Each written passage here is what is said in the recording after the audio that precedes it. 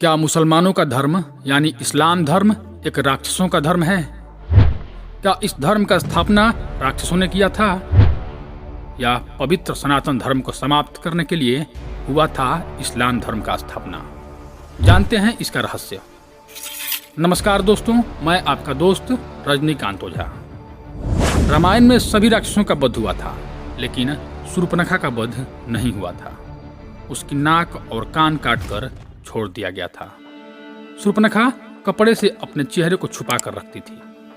रावण के मर जाने के बाद वह राक्षसों के गुरु शुक्राचार्य के पास गई और जंगल में उनके आश्रम में रहने लगी। राक्षसों का वंश खत्म न हो, इसलिए शुक्राचार्य ने शिव जी की आराधना की। शिव जी ने अपना स्वरूप शिवलिंग शुक्राचार्य को देकर कहा कि जिस दिन कोई वैष्णव इस पर गंगा जल चढ़ा देगा, उस दिन राक्षसों का नाश हो जाएगा। उस आत्मलिंग को शुक्राचार्य ने वैष्णव मतलब हिंदुओं से दूर रेगिस्तान में स्थापित किया, जो आज अरब में मक्का मदीना में है। शूर्पणखा जो उस समय चेहरा ढककर रहती थी, वो परंपरा को उसके बच्चों ने पूरा निभाया। आज भी मुस्लिम औरतें चेहरा ढकी रहती हैं। शूर्पणखा के ही वंशज आज मुसलमान कहलाते हैं, क्योंकि शुक्राचार्य ने इनको जीवन दान दिया, इसलिए ये शुक्रवार को विशेष महत्व देते हैं।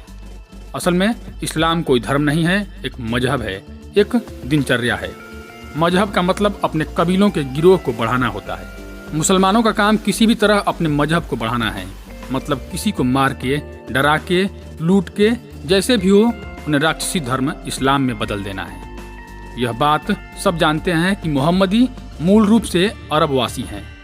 अरब देशों में सिर्फ रेगिस्तान पाया जाता है, वहाँ जंगल नहीं है, पेड़ नहीं है, इसीलिए वहाँ मरने के बाद जलाने के लिए लकड़ी न होने के कारण जमीन में दफन कर दिया जाता था।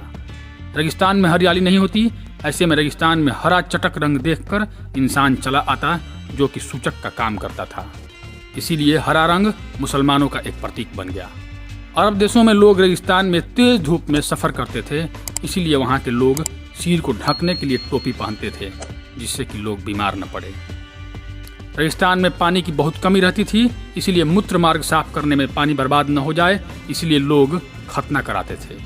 मुसलमानों का मुख्य काम आदिकाल से चला आ रहा मूर्ति एवं प्रकृति के पूजने वाले शाश्वत सनातन धर्म को खत्म करना है, और यही काम 1400 सालों से करते आ रहे हैं। इसीलिए अरब देश के मुसलमान हिंदुस्तान के क्षेत्रों में घुसकर यहाँ के हिंदुओं का धर्म परिवर्तन कराकर मुसलमान बनाए। मानसिक रूप से कमजोर और डरपोक हिंदू तो इस आतंकवादी धर्म को मानने लगे, लेकिन जिन हिंदुओं को अपने धर्म के प्रति सच्ची श्रद्धा और ज्ञान था, वो मुसलमानों को तुच्छ समझे और अनेक बलिदानों के बाद भी उनका धर्म स्वीकार नहीं किए। इसीलिए हिंदू धर्म आज भी नीले गगन में चमकते सूर्य के समान दसों दिशाओं में प्रकाशमान है, और सबसे पुराना धर्म होने के बाद भी इसे कोई लुप्त नहीं कर सका। शुक्राचार्य के पौत्र का नाम औरव था, इसका अपभ्रंश होते होते अरब हो गया। सो अरब देशों का भारत शुक्राचार्य तथा उनके पौत्र औरव से ऐतिहासिक संबंध प्रमाणित है। यहाँ तक कि हिस्ट्री ऑफ पर्सिया के लेखक साइक्स का मत है कि अरब का नाम महर्षि भृगु के पुत्र शुक्राचार्य के पौत्र औरव के नाम पर ही पड़ा, जो विकृत होकर अरब हो गया। देवताओं के राजा इंद्र ने अपनी पुत्री जयंती का विवाह शुक्र के साथ इसी विचार से किया था कि शुक्र उनके पक्षधर बन जाएंगे, लेकिन शुक्राचार्य दैत्यों के गुरु बने रहे। यहाँ तक कि जब दैत्यराज बलि ने शुक्राचार्य का कहना न माना, तो वो उसे त्याग कर अपने पौत्र औरव के पास अरब में आ गए और 10 वर्ष तक रहे। साइक्स ने अपने इतिहास ग्रंथ हिस्ट्री ऑफ पर्सिया में लिखा है कि Shukracharya live 10 years in Arab.